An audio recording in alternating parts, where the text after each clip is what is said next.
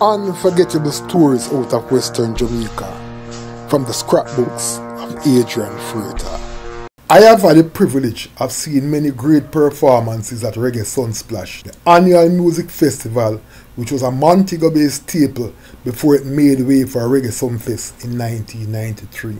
I saw Reggae King Bob Marley in all his glory. I also saw Reggae's Crown Prince Dennis Brown in his prime. I saw the great South African Lucky Dube, who was making his first appearance in Jamaica.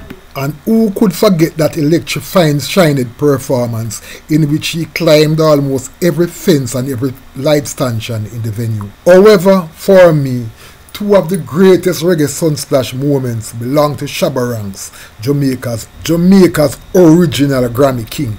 One performance was in 1990 and the other one was in 1991, and they were memorable in different ways. In 1990, Shabba made arguably greatest entry ever seen at any local stage show when he arrived by helicopter, which flew low over the venue so that the crowd could get a clear view of the artist in flight.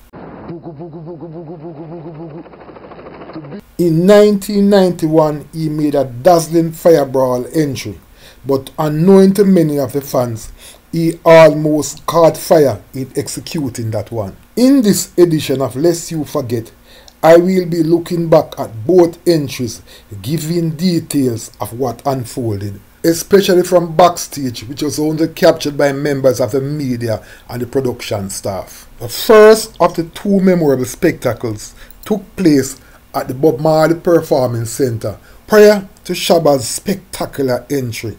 The fans were treated to brilliant performances by Chaka Demus, Little Lenny, Coco T, Lieutenant Stitchie, Papa San, Tiger, and the raging Ninja Man.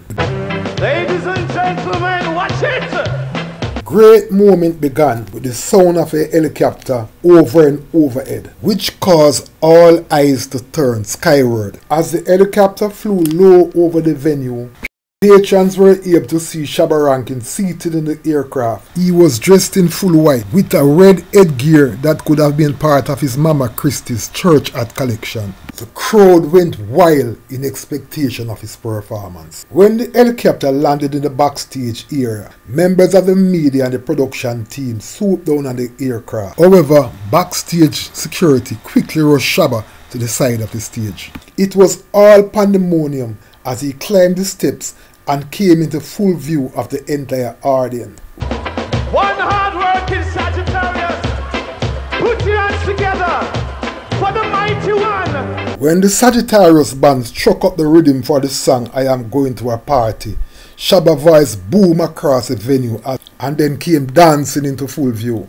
It was all screams and shouts as he completed that song. The tempo went higher when he was joined on stage by Crystal and they did the song I Am in Love. The decibels went even higher when he was joined on stage by singer Coco T, and together they blasted the song Which One of Them She Love. By the time Shabba completed his set, it was clear that he had made an indelible mark on the appreciative fans. The 1991 entry saw Shabba Mania at its fullest in Montego Bay. In the days leading up to Shabba's performance, there was a major recruitment of girls from inner city communities in and around Montego Bay who were going to be a part of a trailer load of girls that would be coming in as a part of Shabba's prop. It turned out to be a major spectacle as girls were more than happy to collect the free outfits to include the trailer load panties and at the same time get free entry into Sunsplash on the back of an open-air trailer. However, Shabba's colourful entry, which included the use of a fireball and a tractor, could have been a disaster had he not been a fit and frisky man. The plan was for a large littered cotton ball of fire to slide down on an apparatus like a clothesline to the side of the stage, which was out of the view of the patrons. At that point, Shabba was to be lifted up in the bucket of a tractor towards the stage, creating the impression as if he was emerging from the ball of fire.